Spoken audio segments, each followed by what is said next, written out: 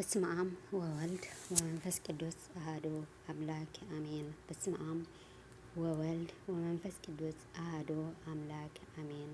በስመ አብ ወወልድ ወመንፈስ ቅዱስ አሐዱ አምላክ አሜን። ሰላም ሰላም ስድራሎ ለእግዚአብሔር ከመይ ትዕሉ ከመይ ተምስዩ አነ አምላክ ይመስገን ሰላም እየ ባርከስ ንለማዓንቲ ገሊ ሰማዕቲ ቅድስት አርሴማ ሒዘልኩም መጽለኹ ሓቢረኩም ንኽትጸንሑ ብትሕትና ኢላወ።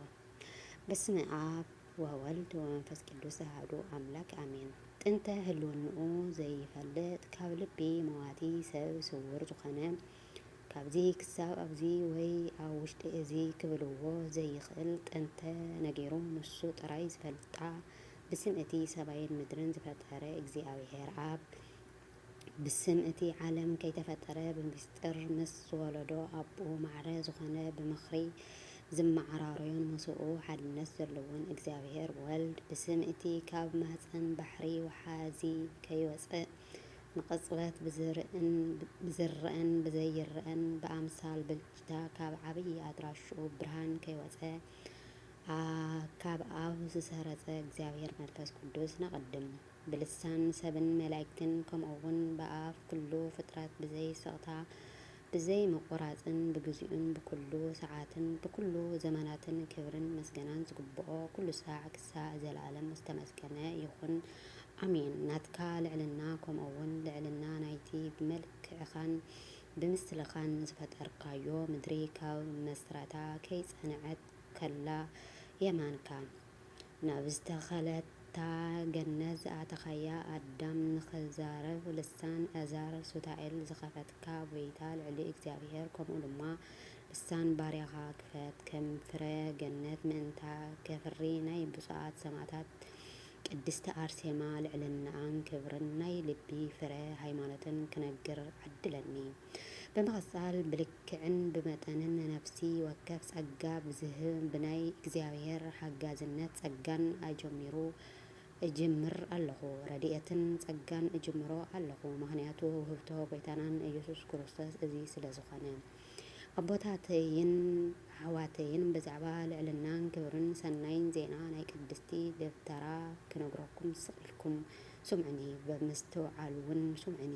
ንሳ ድማ ቅድስቲ አርሴማ እያ።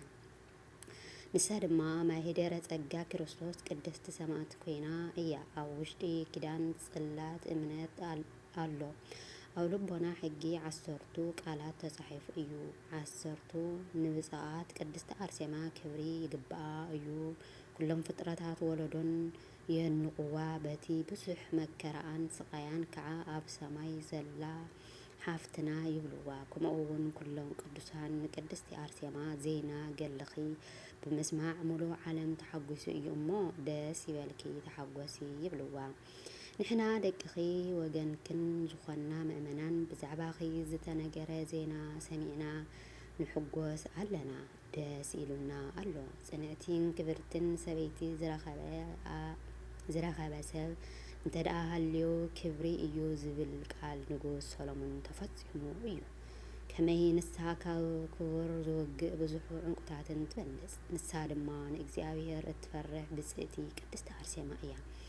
ብማህበረ ቅዱሳን ሰማዕታት ኣብቲ በሪ ገነትን ብፍጽም ትምስግን በቲ ሰናይ ምግባራ ፍረ ሕያዊት ፈረይቲ እዚ ድማ ሰማዕት ምዃና እዩ። ብኽቡር ዶም መንግስተ ሰማያት ዓደገት በእዳዋ እውን ፍረ ገነት ሓዘት። ኣብኡ ድማ ጽኑዕን ቁኑዕን መሰረት ሃይማኖት ተኸለት። ሃብቲ ሰማያትን ወትሩ ትዕድግ ሕቑኣ ብገመድ ትዕተቕ ብጥዑም ልሳና ኩሉ ሰዓት ትዝምር ከምቲ ህያወይቲ ሰበይቲ ነሰብኣያ እትግዝኦ ኩሉ ግዜ ንእግዚኣብሔር ትግዛእ። ብጽእቲ ቅድስቲ አርሴማ ቀትርን ለይትን ኩሉ ሰዓት ኣእዳዋ ናብ ሰማይ ትዘርግሕ ብርሃን ቀንዴል ካብ ቅድሚ ገጻ ኣይጠፍእን እዩ። ንጡምያት እንጀራ ተብልዖም ኣቤታ ከም ዝነብሩ ከነኣናውያን በብዓይነቱ ጻዕዳን ጽቡቕን ክዳንን እናፈተለት ነቶም ዝዓርቁ ትኸድኖም። ፈጣሪኣ ንምምስጋን እንተዘይኮይኑ ኣፍ ኣይትከፍትን። እግዚኣብሔር ኣብ ልሳና ሕግን ስርዓትን ወሲንላ እዩ። ኣብ ልቦና ሓይሊ መንፈስ ቅዱስ ኣሎ። ኣብ ልዕሊኣ እውን ጽቡቕ ሰበይቲ ዝጉሕል ጸጋ ኣሎ።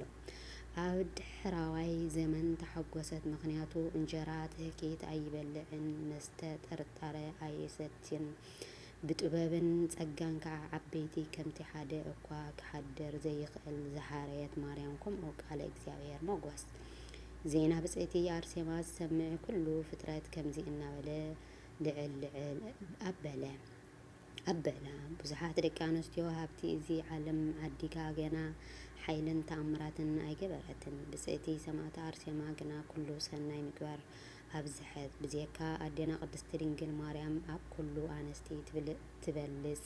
ንሳ ኩሉ ግዜ ንጥበብን ትዕግስትን ድልውቲ እያ። ንእግዚአብሔር ብፍርሃት ፈጺማ ተመስግኖ ከምቲ ንጉስ ሰሎሞን እንሆ በኣይ ጽብቕቲ ኢኺ ኣዚኽ እውን ጽብቕቲ ኢኺ ዝበለ ንሳ ከዓ ቅድስቲ ኣርሴማ እያ። ናይዚ ቅድስቲ ምስግና ክንደይ ኮን ይበዝሕ። ኣብ ምድርን ኣብ ሰማይን ብቅድሚኣ ኮነ ብድሕሪኣ ከም ናታ ኪዳን ትዕግስቲ ዝተኸደነ የለን። ቅድስቲ ሰማዕታት ስእልቲ ኣብ ምድሪ ከም ነጠብጣብ ዝናብ ዝወርድ ብዙሕ ስቅያን መከራኣን ይሕጐስላ። ዝተገፍዐቶ መጠንን ቁጽርን የብሉን ወሃቢት እውን ደረት የብሉን። እቲ ምእንታሲ ነገር ጥበብ ናይ እግዚአብሔር እጹብ ድንቂ እዩ። ስለዚ ንሰብ ፈተና የድልዎ ከምቲ ንወርቂ ብሓዊ ዝትፈንዎ እግዚአብሔር እውን ዝፈታዊቱ ብመከራን ብሽግርን ይፈትወን።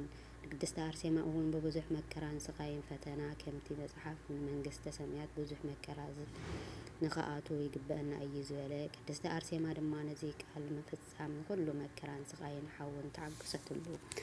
አሜን። ወስብሐት ለእግዚአብሔር ወለወላዲቱ ድንግል ወለመስቀሉ ክቡር ዘንጠብጠብኩ ኣብ ፍትጓን መላእክቲ ይታረመለይ። ካልኣይ ክፋል ይቕፅር። ሸር ላይክ ሳብስክራይብ ነገርኩም ተበራታተኒ ብትሕትና ይላው ሰሰናይ